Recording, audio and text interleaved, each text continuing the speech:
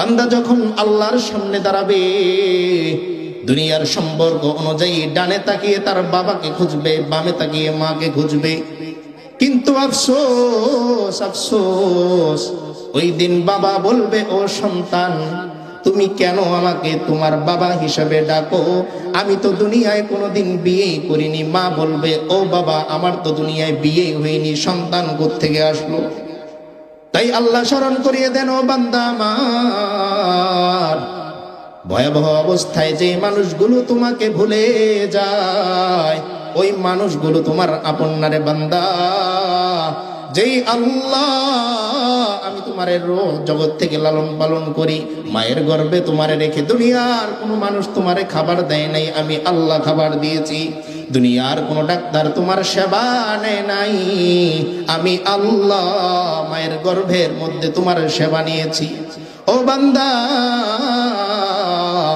দুনিয়ায় আসার পর তোমার জন্য এত উত্তম খাবারের ব্যবস্থা আমি তোমার মায়ের বুকের মধ্যে করেছি। বান্দা, দুনিয়ায় আসার পর এই মিথ্যে মায়া আর মহাব্বতে আমি আল্লাহকে তুমি ভুলে গেলে। মাঝে মাঝে গোরস্থানে যে তাকিয়ে দেখবা, এক কবরের মধ্যে মরহুম শব্দ কেবল একটাই লেখা থাকে, 2 জন করে কবরের মধ্যে শোয়ানো হয় না। তাই বান্দা, 50 বছর পরে যে মানুষগুলো তোমারে ভুলে যায়, 10 বছর পরে ভুলে যায়।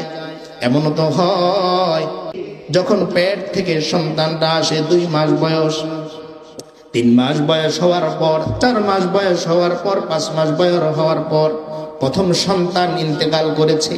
বলেন তো, ওই বাবা মা মোহাব্বতের কারণে কি ওই সন্তানকে ঘরের মধ্যে রেখে দেয়? রাখে? আল্লাহ বলেন, ও বান্দা,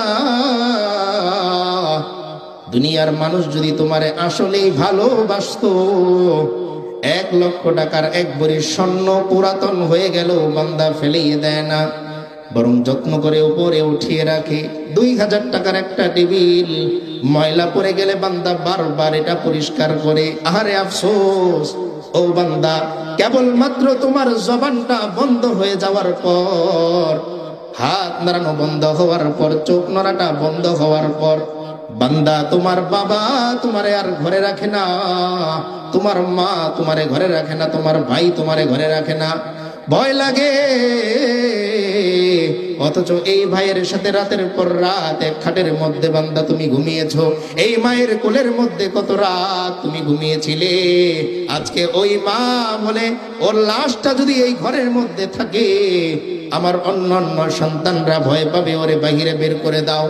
তাই আল্লাহ বোঝাতে চান, বান্দা, যেই মানুষগুলো তোমার দেহটা মাটির উপরে থাকাকালীন সময়ে তোমার দেহটা ঘর থেকে বের করে দেয়, ওয়ারিস থেকে তোমারে বঞ্চিত করে দেয়, তোমার নামটা কেটে দেয়, ও বান্দা, একটু কি আফসোস লাগে না?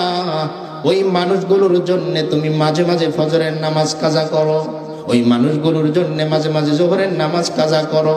একজন অটো চালায়, আজান হয়ে গেছে, মসজিদে যায় না, আরো 100 টাকা বাকি, ছেলের পরীক্ষার ফি দেওয়া লাগবে। ও বাবা, একটু খেয়াল করে শুনবেন, এই সন্তানই আপনাকে তার নিজের হাতে মাটির মধ্যে চাপা দিয়ে চলে আসবে।